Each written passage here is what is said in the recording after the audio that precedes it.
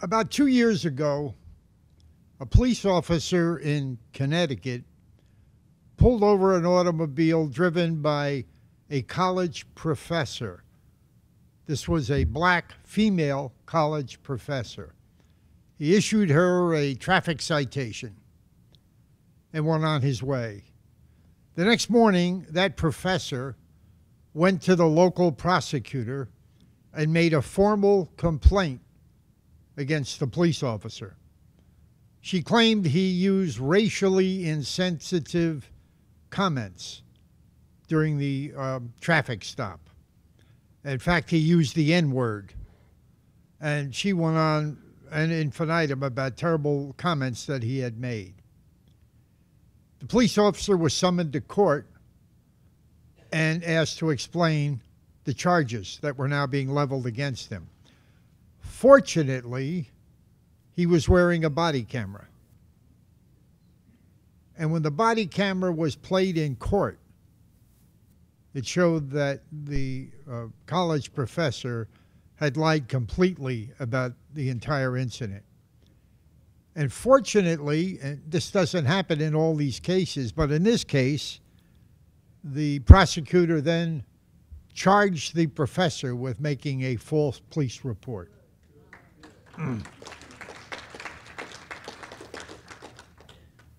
Last year at the Air Force Academy in Colorado, a group of black students had complained that somebody was writing in a large pen or ink on their doors the N-word. These were Air Force Academy cadets, similar to West Point or the Naval Academy at Annapolis. The Air Force has its own academy in Colorado. And the students complained that somebody had written the N-word on their doors. The three-star general in charge of the academy gave a blistering talk that no one who was in that academy would remain there if they were found to have committed this infraction. Well, there was some cameras placed in and around the students' dormitories, and it turned out that one of the black cadets had in fact written the words, the N-words on the wall. And of course he was immediately resigned and left the academy. In in April of this year, in Timminsville, South Carolina, late at night, a police officer pulled over a late model Mercedes-Benz. The driver was an African-American man with his wife and grandchild in the car. The officer explained to him that the lights, the rear tail lights on his car were out. One side was out, and that driving at night with tail lights that were not visible was dangerous. And he suggested that, when you have an opportunity, please get them repaired so you don't have a problem, and sent him on his way. Well, the next day, that man put online a series of comments that the police officer, again, had used racially insensitive remarks, called him all kind of names, used the N-word, and so on. Well, again, the police officer was wearing a body cam, and the body cam showed he was polite, did his job exactly as he should have, and these charges were not formal charges, but comments on a website, were inaccurate. The driver of that car, the man who made the complaints, was a minister and the head of the NAACP. Now, there's a common thread that goes through all of this. These people, every single one of them, are well-educated, intelligent people who, in my opinion, normally would never make complaints like this. But this pervasive attacks against police officers throughout the country, from some in the black leadership, like Al Sharpton, Eric Holder, and unfortunately, President Obama made some ill-conceived comments, has filtered all the way down, so where decent people are now fabricating stories against law enforcement officials. And it's sad to see intelligent, well-informed, well-educated people sadly buying into this nonsense. Then, of course, we have the National Football League players. One in particular who started the kneeling during the course of the national anthem before a football game. That individual, Kaepernick, claims, at least the press and the sports announcers all claim, that his kneeling down is in protest of the playing of the national anthem, because he has some adverse comments to make about things that are going on in America. Most of them claim that he is disgracing veterans by doing this, or disgracing the flag and the country by doing this. But that's not what he says. Kaepernick says he's doing it because of police brutality. He wears socks that say policemen are pigs. He wears a polo shirt with Fidel Castro's photograph on it, honoring Castro. He just recently donated substantial monies to an organization headed by a woman named Shakur. Her real name is Joanne Chesimard. Joanne Chesimard is a communist revolutionary who, some 10 or 12 years ago, on a highway in New Jersey, was stopped by a state trooper. In the car with her were 3 or 4 other communist revolutionaries. When the trooper stepped out of his car, he was shot. He lay on the ground wounded. Joanne Chesimard went over, took the trooper's gun, and shot him in the head 2 times and killed him. Kaepernick donates to Joanne Chesimard's organization. So his beef is not with veterans or the flag. It's just his hatred of law enforcement. And again, it's almost impossible to find any of the commentators even mention the fact that that's the reason he needs. And that's what he tells you why he's protesting, not because of any other reason. It's kind of sad, but that's simply what's taking place.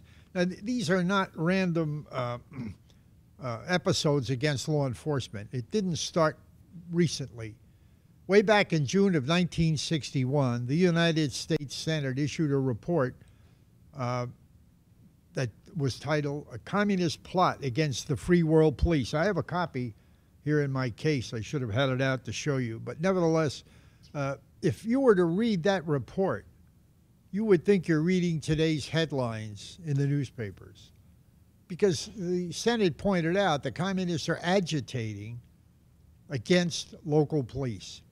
The communists want to eliminate completely local police agencies. Now, the obvious question is why? What's the benefit here?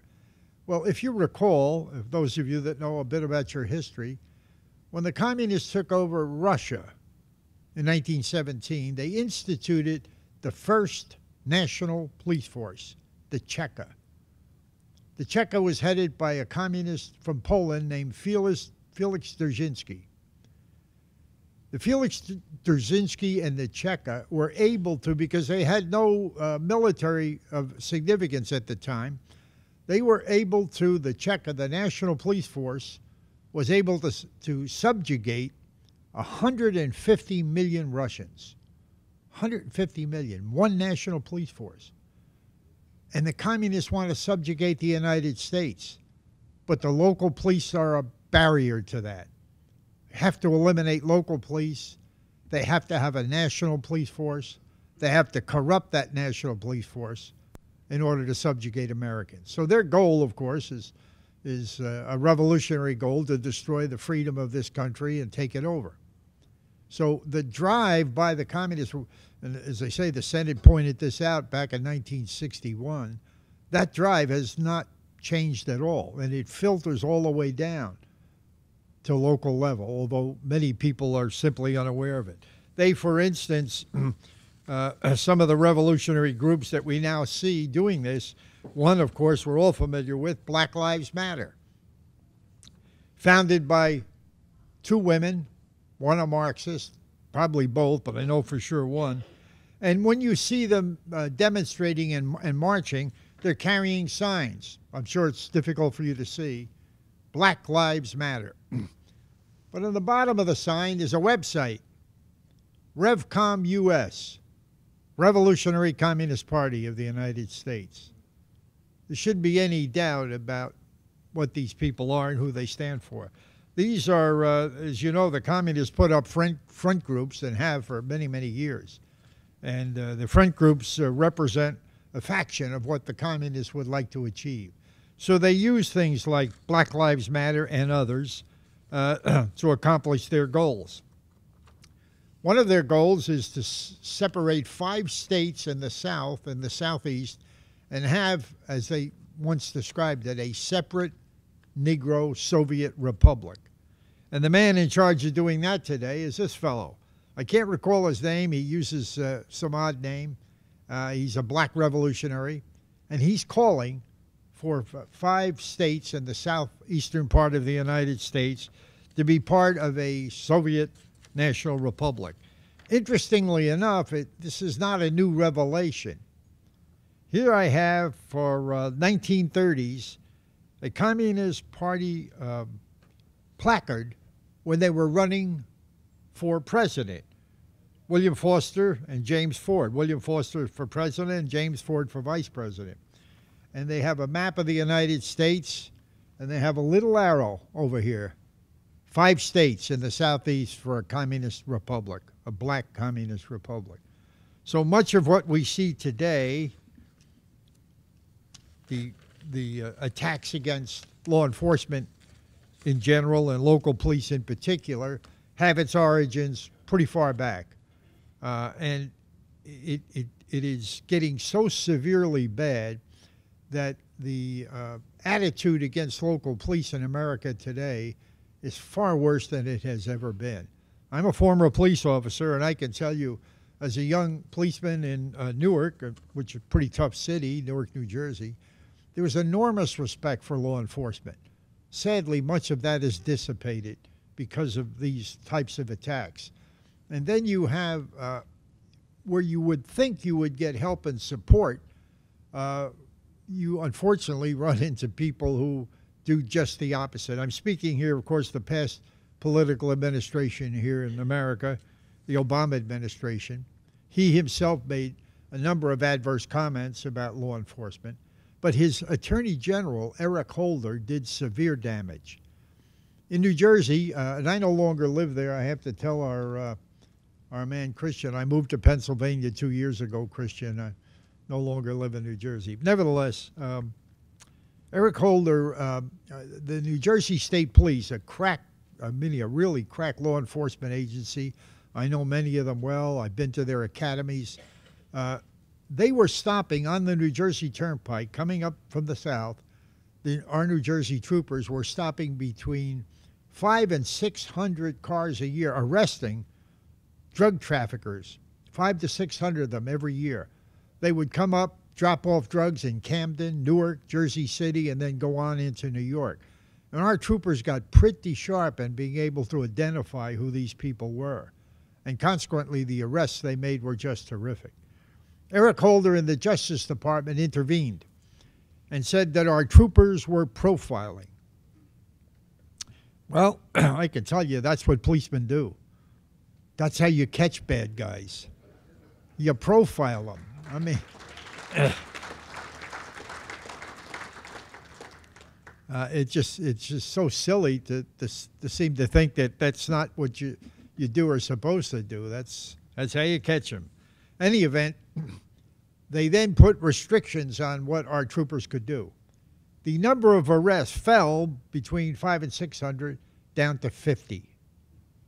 That means 500 drug traffickers are now getting through with that poison, and that's why so many young people are dying in America and in the Northeast particularly.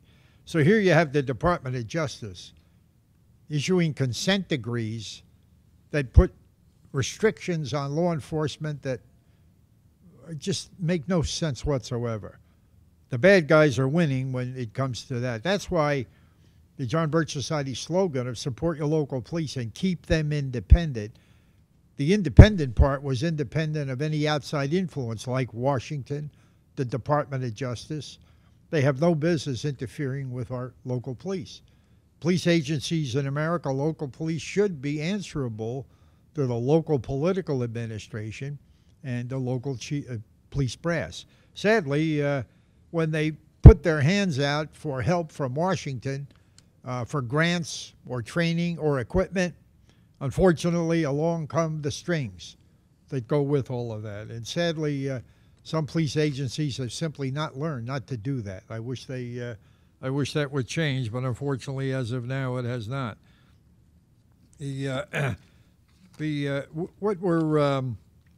What we have been doing with Support Your Local Police for a number of years is to develop police committees locally to educate local citizens, business people, and others about the need to maintain local independent police departments and give them the necessary support they need in order for them to do their jobs.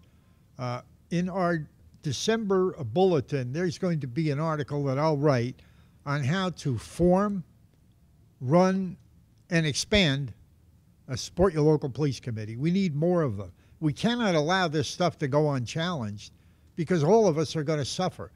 If the local police are then subjected to more and more directions from Washington, and fortunately the current administration doesn't seem to have the same need to do that as the Obama administration did, I think police officers feel much relieved that the direction from Washington is not as severe or as bad as it has been in the past, which is hopefully we'll all benefit from. So support local police, keep them independent. We've been doing it for 50 years. It needs to be expanded dramatically. Again, we'll have some information in our December bulletin on how to do that. Now, we have a second entity that we started 2 years ago, Law Enforcement Charitable Foundation. This, the Support Your Local Police program, is designed to educate local citizens to help understand and maintain independence of their police agency. The Law Enforcement Charitable Foundation is a direct outreach to police officers. What we do is when a police officer is killed in the line of duty, we offer grants, financial grants, to the family. We give aid to their children, educational aid, if they're willing to attend our affiliate, which is the Freedom Project Academy. You know, they couldn't possibly get a better education anywhere. Those of you that heard Duke Pesta, you know what kind of leadership we have at the Freedom Project. And it's very expensive. And if they're willing to go there, the Law Enforcement Charitable Foundation and FPE will share the expense and will pay for them to attend. In addition, we give grants for body armor for police agencies. And we've done a number of that in the past year. Also, we supply material. For instance, many of you are familiar with the program we have, The Constitution is the Solution. Well, I know when I was a police officer, we didn't learn very much about the federal Constitution because we dealt primarily with local laws, the state laws, the city ordinances, and things of that nature. But really, police officers should be much more aware of their, the federal Constitution, because even the local laws relate to what takes place federally. So we're offering to police agencies, if they're willing to use it, The Constitution is the Solution, the 6-part series that we in the John Birch Society have been using for a number of years. It's really well done.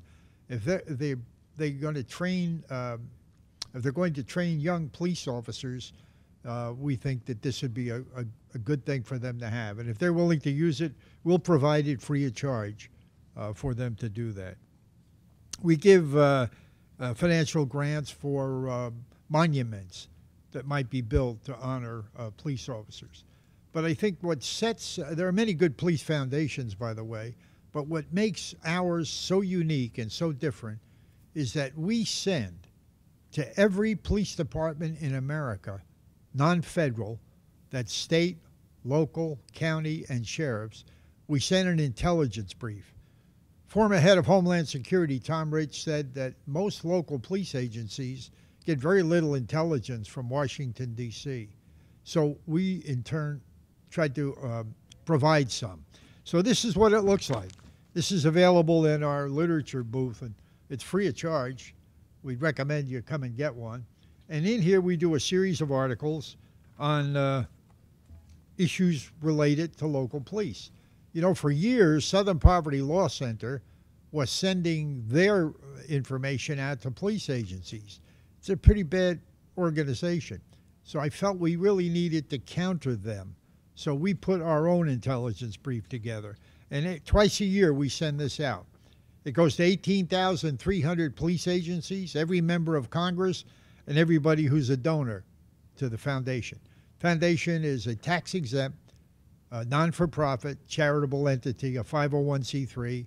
Donations have tax considerations, of course. So in this particular one, we did an article on Southern Poverty Law Center and exposed them for exactly what they are. And the intelligence brief has been well received by police agencies throughout the country. We're getting a lot of really nice comments for them.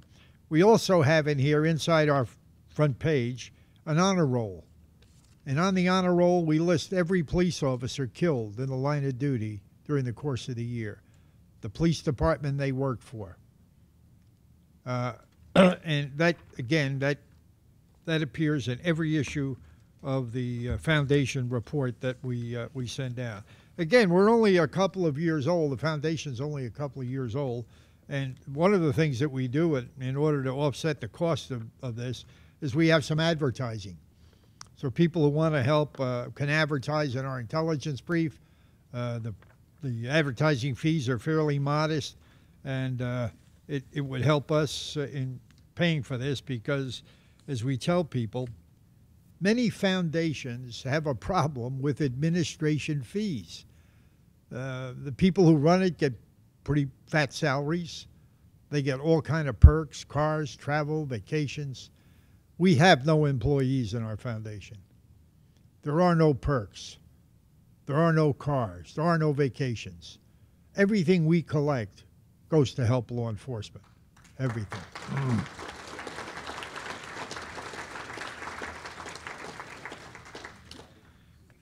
We were, as our announcer said here at the beginning, we're kind of limited on time.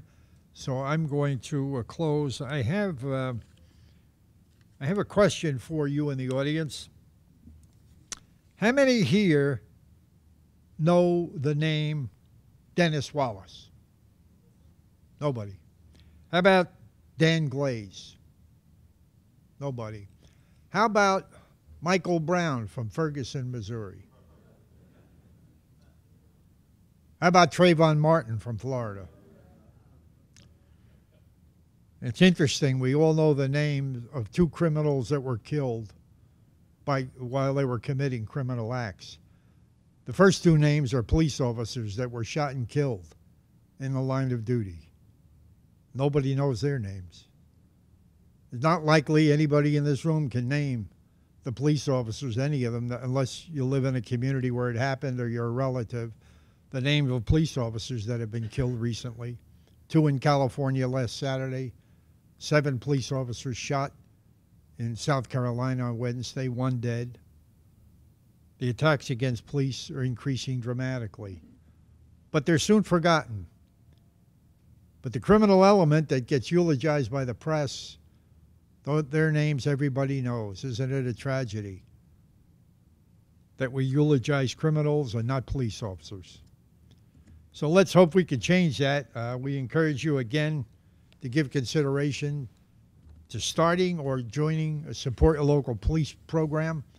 The December bulletin of the John Birch Society will have a lot of good, solid information dealing with this topic. So please get it, read it, and hopefully we can get you to participate. thank you all for coming. Appreciate it, and thank you very much.